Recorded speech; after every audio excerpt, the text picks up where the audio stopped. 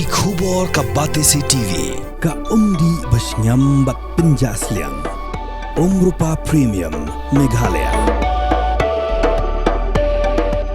Ka East West Group of Institution Bangalore. Ka Cot Admission nagamta ka Nursing but Paramedical Course. Ka bala itu da ka Indian Nursing Council. Ka Buy Admission ka Badunatam. But Shipai % ka Jingyokam. Pila ru ban apply da ka Education Loan. Ka ICA ka Pinkre ya ka Lawai Jongpi. Nagabinta ka tuition but coaching ka Babhatam ya pi. Yasno but ka ICA.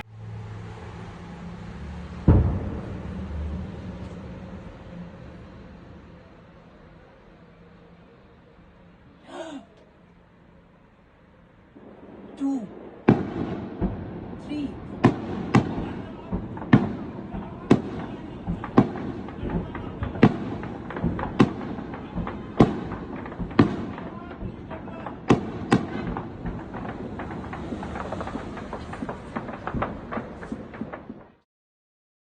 Dang kat tu kat ni kenta mencuau Foreign Secretary ke India Vikram Misri ulah keren sikilap thai kubor bakal dan kejing penbaik japadang ki Director General of Military Operation jong ke India bat Pakistan ba baro atli kiri ken sange ASEAN bat kani kejing penbaik layak baik andai tang hadian kat tu kat ni ka Pakistan kelapen Kenya kini ke sekolah kum tahu new Foreign Secretary uluan biang menyekran bikilap thai kubor ban pentep bak sarkar India mentakla IT hak Shipai bakin le ya ke badan kambaro Vikram Misri ulah keren sekinong thok kubor tang arminit tam bat mi no klam da tre ban shim ya ki jingkeli jongki kani ke pen I ya kadak bak India mentakam shania shu ya ka jinglong arsap ke Pakistan bat ka jingkeli ke bami mentakalong hatu kan kebiang katma hapadang ke India bat ke Pakistan. For the last few hours there have been repeated violations of the understanding arrived at earlier this evening between the Directors General of Military Operations of India and Pakistan. This is a breach of the understanding arrived at earlier today.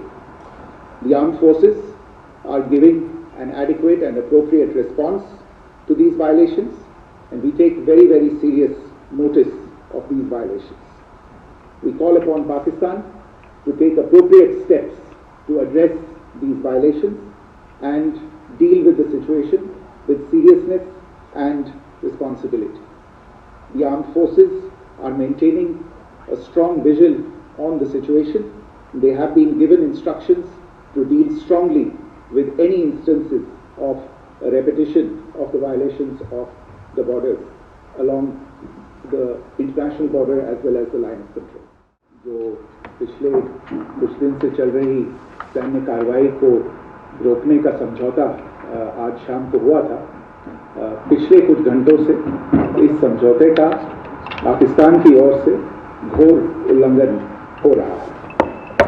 भारतीय सेना जवाबी कार्रवाई कर रही है और इस सीमा अतिक्रमण से निपट रही है। ये अतिक्रमण अत्यंत ही निंदनीय है और पाकिस्तान इनके लिए जिम्मेदार है। हमारा मानना है कि पाकिस्तान इस स्थिति को ठीक से समझे और इस अतिक्रमण को रोकने के लिए तुरंत उचित कार्रवाई करे। सेना ने इस स्थिति पर कड़ी नज़र रखी हुई है और उसे किसी भी अतिक्रमण से निपटने के लिए ठोस और सख्त कदम उठाने के लिए आदेश दे दिए गए।